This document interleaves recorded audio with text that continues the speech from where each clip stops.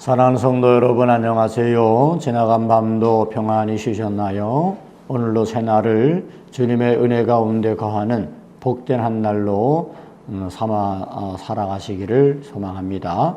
오늘 우리가 함께 나눌 말씀은 에스겔 39장 29절에 있는 말씀입니다.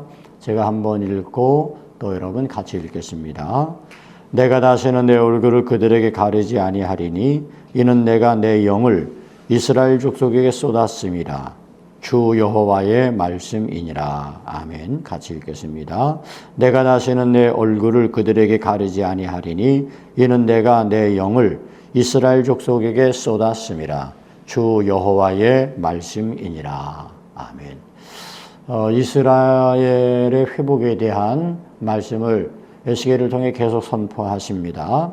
그러면서 하나님께서는 내 거룩한 이름을 위하여 열심을 내어서 이 야곱의 사로잡힌 자를 돌아오게 하겠다. 이스라엘 회복을 위해서 하나님이 열심을 내시겠다고 말씀하십니다.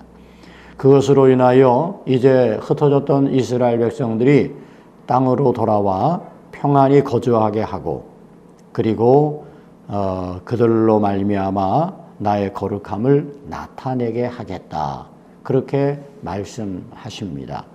그러면서 하나님께서 이스라엘을 향한 말씀을 이제 다시 하시죠. 그것은 바로 내 얼굴을 그들에게 다시는 가리지 아니하리니. 그러니까 지금 이스라엘 백성들의 슬픔과 아픔과 그리고 멸망으로 인한 고통은 그들의 범죄 때문이었죠. 하나님은 범죄한 이스라엘을 징계하셨습니다. 하나님은 그들을 향하여 얼굴을 돌리셨다. 그렇게 표현할 수 있죠. 그러니까 하나님의 얼굴이 돌려지면 그러면 그것은 말할 수 없는 참담함으로 이어지게 되는 거죠. 하나님이 하나님의 얼굴 위치로 우리를 향하사 그랬거든요. 그것은 축복입니다. 그런데 오늘 이스라엘에 대한 회복을 이야기하면서 하나님은 다시는 내가 그들을 향하여 얼굴을 돌리지 않겠다.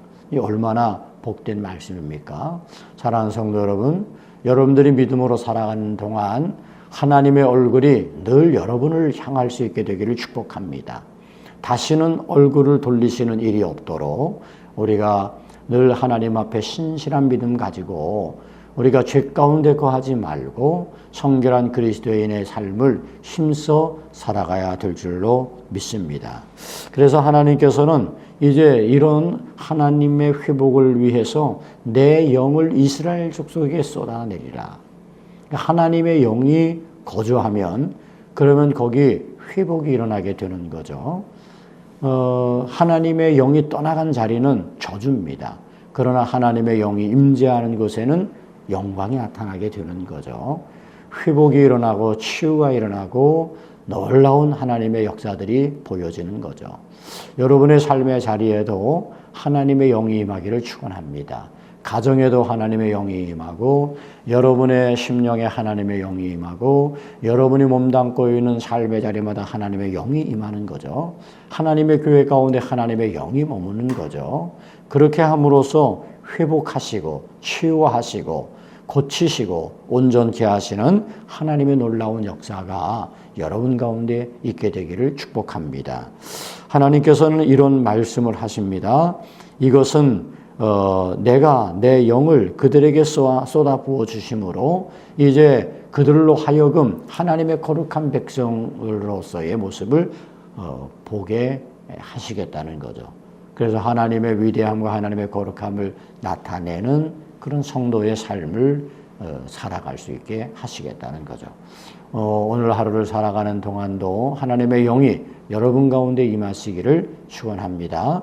또 하나님의 얼굴이 여러분을 향하여 있음으로 말미암아 보호해 주시고 지켜주셔서 안전한 가운데 평안함으로 나아가는 복된 한 날 되어지기를 주님의 이름으로 축원합니다. 기도하겠습니다. 참 좋으신 아버지 하나님, 주님의 얼굴의 빛을 우리에게 비추어 주시옵소서. 우리 하나님의 영이 우리 가운데 언제나 임재하여 주셔서 하나님의 영이 거하는 삶의 자리마다 회복과 부흥과 치유와 능력이 나타날 수 있도록 역사하여 주옵소서. 예수님 이름으로 기도 올리옵나이다. 아멘.